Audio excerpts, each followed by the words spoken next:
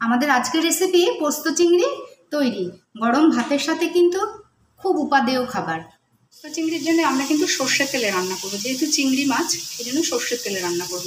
এখানে নিয়েছি ছোট একটা পেঁয়াজ কুচি, খুব মিহি করে কুচিয়ে নিয়েছি। এই পেঁয়াজ কুচিটা আগে তেলে দিয়ে দিচ্ছি।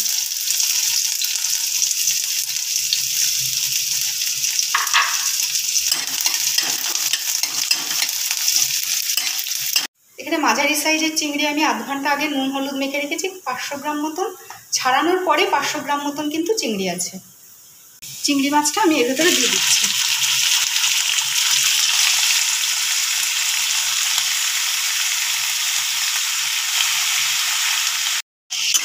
আঁচটা কিন্তু একদম লো ফ্লেমে আছে। লো ফ্লেমে থাকার জন্য পেঁয়াজটাও পুড়বে না, আর চিংড়ি মাছটাও এই তেলে দিয়ে দেওয়ার জন্য কিন্তু শক্ত হয়ে যাবে না। মাছটাকে ভালো করে এবার কষিয়ে নেব। পোস্ত চিংড়ির জন্যে আমরা এখানে নিয়েছি 1.5 টেবিল চামচ মতন পোস্ত, 1 টেবিল চামচ সাদা তিল আর কয়েকটা কাজু। এগুলো একটু শুকনো খোলায় সামান্য টেলে নেব। যখন শুকনো খোলায় ভাজবো, তিল থেকে একটা সুন্দর গন্ধ বেরোলে নামিয়ে নেব। কড়াইটাকে গরম করে নিয়েছি, এর মধ্যে সব মশলা দিয়ে দিলাম। হালকা ভেজে নেব, এটাকে মিডিয়াম আঁচে হালকা ভেজে নেব।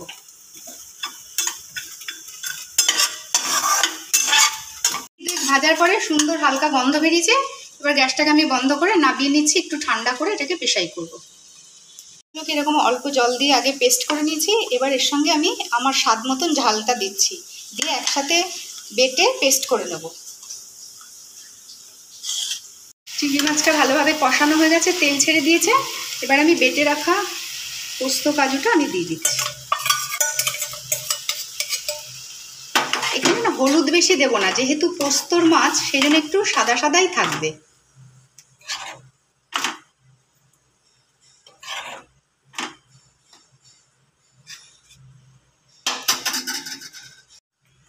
অল্প একটু জল দিয়ে দিচ্ছি বাটিটা ধুয়ে।